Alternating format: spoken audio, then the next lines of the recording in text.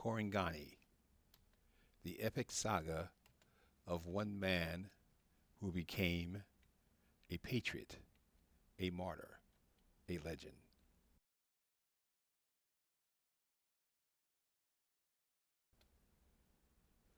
Maniram Duda Dewan's efforts to free his people from the tyranny of foreign invaders inevitably leads him into conflict with British colonial rule.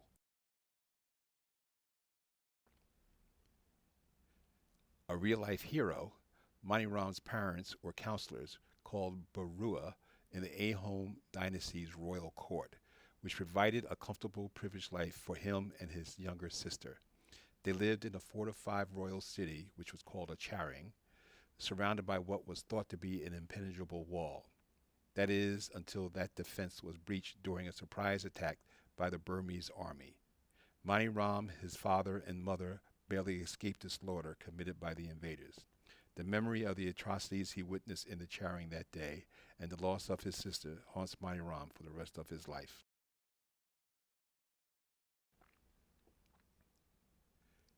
Maniram, the Dewan of Assam. Maniram grows up to be a resourceful, intelligent, well-educated businessman and politician. He becomes the prime minister, which is called a Dewan, of the latest Ahom king, Puranda Singha. His opinion is highly regarded in King Singha's court. In a meeting among ministers, generals, and East India Company officials, called the EIC, concerning an impending invasion by Burma, which is now ruled by Queen Nu, there is a consensus about the threat. However, there is much disagreement about where an incursion will occur. He and his EIC counterpart, David Scott, expressed their belief that the incursion will be in the Korangani region, where Maniram's family just happens to own and operate a tea estate. Few in the court agreed, so Maniram and EIC forces marched to Korangani with no support from the king's court. Temptation and bigotry. En route to Korangani, Maniram meets Captain Holrid and his daughter Susan, a spoiled European temptress. She is immediately attracted to Maniram. A happily married man, he rebuffs her advances. Captain Holrid is being assigned to the region as Lord Commissioner for the EIC.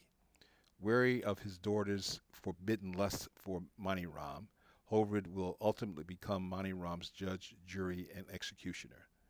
Also on the journey upriver to Korangani, Maniram meets Lieutenant Colonel Macmarin, who will become his antagonist and nemesis. Macmarin and Holrid represent the entitlement of British imperialism.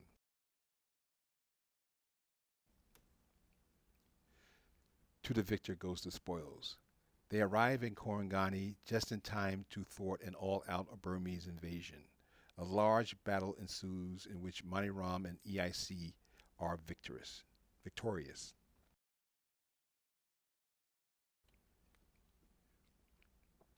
The tea estate. During the joyous celebration that follows on Maniram's tea estate, that night, the British self-centered behavior insults the customs and hospitality of the local residents. Maniram begins to suspect that his Caucasian friends are not as benevolent as they seem. Later that night, as he and his friend David Scott inspect the estate and troop deployments against a potential counterattack, they stumble upon an opium den that British soldiers have set up on his property. They are both furious. They chase the participants away. While Maniram is alone destroying the drugs, Susan appears. Her attempts to seduce him is unsuccessful. The treaty mission.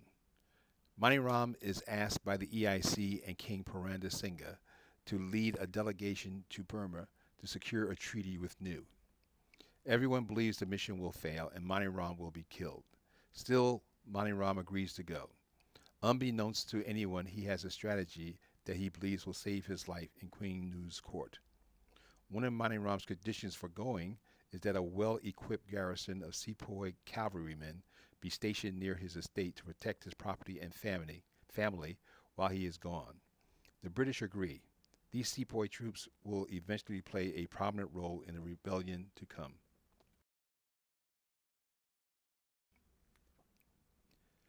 Ava and Queen Nu. Mani Ram and Macmarin enter Ava, the Burmese capital, at the head of an opulent procession of military pomp and circumstance. Mani Ram gives Nu a gift that seems to convince her not to let her generals kill them. That night, assassins attack the delegation's encampment. Queen Nu intervenes by ordering her artillery to fire on the black-clad assassins.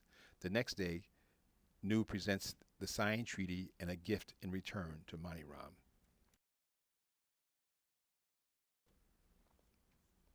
Betrayal. When Mani Ram returns to the Singha court with the new treaty, he finds the EIC has deposed Paranda and installed Paranda's adolescent grandson, Gandapasar, on the throne. This makes it possible for the Commissioner Horid to become the tax collector for the EIC in the region. Mani Ram realizes that the Burmese mission was a ploy to get him out of the way for the power play. He rushes to Calcutta to express his anger and frustration with the British deviousness. At this point, he believes he has enough leverage and cachet with the British that he can convince them to reinstate Paranda to the throne. They reject his petition.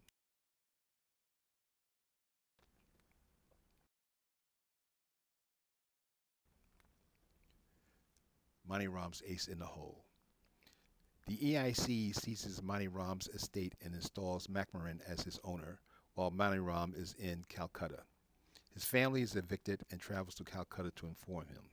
He is incensed. Susan agrees to provide shelter and protect his family as he storms off to confront his tormentors.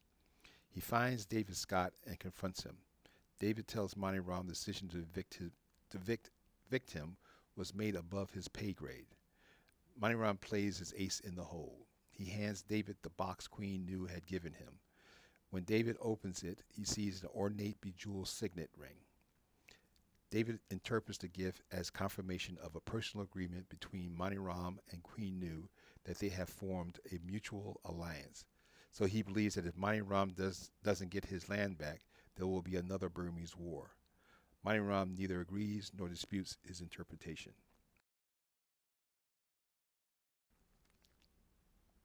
Return to the estate.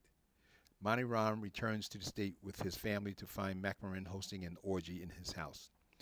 Mani Ram expels him and his minions. The sepoys comes to Mani Ram's defense.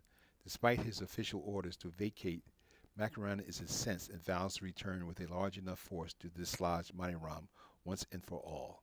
The British march away with bruised egos.